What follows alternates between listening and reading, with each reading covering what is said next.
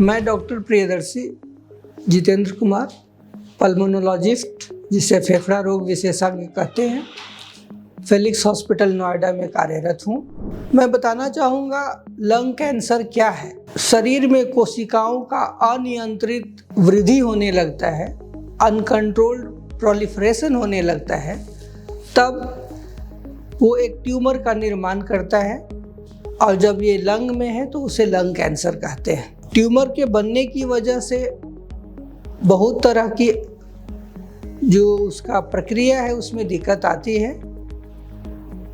या तो वो श्वसन नलिकाओं को बंद कर देता है या बहुत बार वो हड्डी में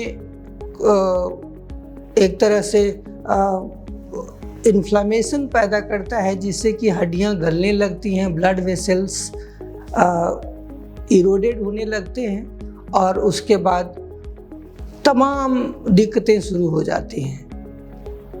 मैं अगर उनमें से कुछ एक पर प्रकाश डालूं तो जैसे कि कुछ लोगों को बलगम में खून आना शुरू हो जाता है, छाती में दर्द होता है, खांसी लगातार बना रहता है, वजन धीरे धीरे कम होने लगता है।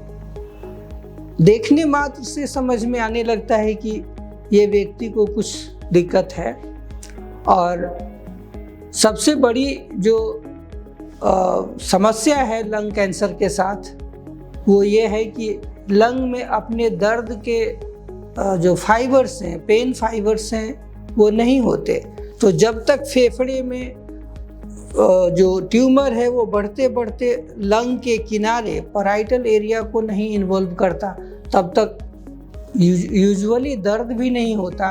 और यही कारण है कि बहुत बार ये देखा गया है कि जब तक मरीज हमारे पास आता है उसका कैंसर एडवांस्ड स्टेज हो जाता है। जो आपने अक्सर सुना होगा कि बीमारी एडवांस स्टेज में था और तब हमारे पास जो इलाज की संभावना है वो या जो उसका प्रक्रिया है थोड़ा सीमित हो जाता है क्योंकि बीमारी भयावह रूप ले ली होती है। हमने बात करा कि लंग कैंसर क्या है। अब हम थोड़ा सा प्रकाश डालेंगे कि लंग कैंसर होता क्यों है। जो डेटा है ऑल ओवर वर्ल्ड वो ये बताता है कि तंबाकू का जो सेवन है, जो मुख्य रूप से धुआं सहित वाला जो चीज़ है, चाहे वो हुक्का हो, बीड़ी हो, सिगरेट हो, इस तरह की जो चीज़ें हैं जो डायरेक्ट स्मोक पैदा करती हैं, अमूमन 85% लंग कैंसर के लिए जिम्मेवार ठहराया जाता है। ऐसा नहीं है कि सिर्फ स्मोकर्स को ही ये होता है। पैसिव स्मोकिंग इस रिस्क को काफ़ी बढ़ाता है। तंबाकू रहित उत्पाद भी लंग कैंसर के कारण में सम्मिलित हैं।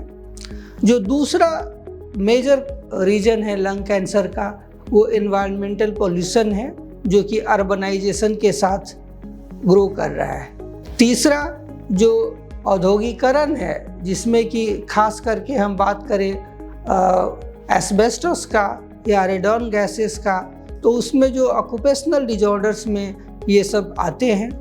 फिर जो वातावरण है हमारा, जो वायु प्रदूषण है, उसमें जो पार्टिकुलेट मैटर्स हैं वो सब क्रोनिक इन्फ्लेमेशन कराते हैं। मैं आपको बताना चाहूँगा कि जो लंग कैंसर है वो अनियंत्रित कोशिकाओं का वृद्धि होता है। जो बहुत बार देखा गया है कि जो ट्यूबरकुलोसिस का मरीज है जिसमें कि क्रोनिक इन्फ्लेमेशन लंबे टाइम तक परसिस्ट करता है, वो भी कैंसर का कारण बनता है। अंत में मैं ये बताना चाहूँगा कि जो इसका जेनेटिक रिलेशन है, जो आनुवंशिक तौर पे जो व्यक्ति विशेष का पारिवारिक समझें, उसका भी इसमें एक महत्वपूर्ण योगदान होता है।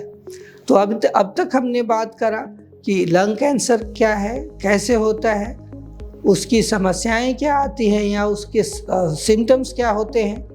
अब जो हमारा उद्देश्य है जागरूकता अभियान में वो ये है कि हम कब इसके प्रति सचेत हों। हमने बताया कि इसके लक्षण अमूमन बहुत देर में आते हैं क्योंकि उसमें सेंसेशंस नहीं होते, लंग के सिम्टम्स लेट में आते हैं, जब तक कि बलगम में खून ना आने लगे या जो शारीरिक जो परिस्थितियां बहुत बढ़ जाती हैं तब ये ध्यान में आता है।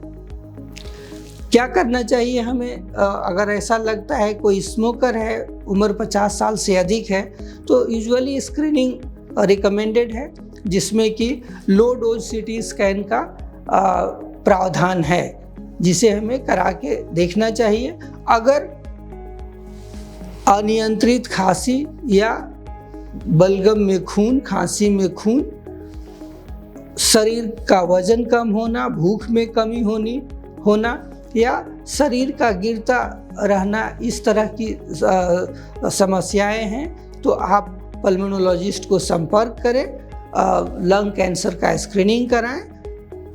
बचाव समाधान के रूप में एक अच्छा उपाय है।